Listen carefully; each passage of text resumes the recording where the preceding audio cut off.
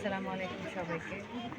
এখানে যে দুর্ঘটনাটি ঘটেছে, একটি সংসার সারা জীবনের সঞ্চয় আগুনে এভাবে জ্বলে গেলে পরে আসলে জীবনটা খুব বেঁচে থাকাটাই খুব কঠিন হয়ে যায়। এখানে পাশাপাশি প্রায়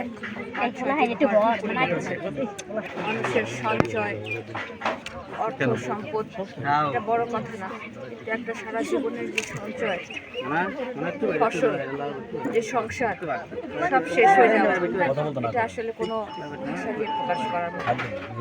অত্যন্ত দুঃখজনক, অত্যন্ত বেদনাদায়ক, অত্যন্ত হৃদয় বিদারক।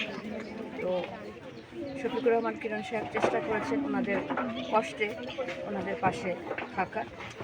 আমি সরকারের কাছে আহ্বান জানাবো, লোকাল গভর্নমেন্ট যেন আমাদের যে ক্ষয়ক্ষতি হয়েছে সেই ক্ষয়ক্ষতির সম্ভব অভিবৃদ্ধি সরকারের কাছ থেকে আমরা পাই। ওনাদের পক্ষে আমাদের যে বিনিয়োগ থাকবে।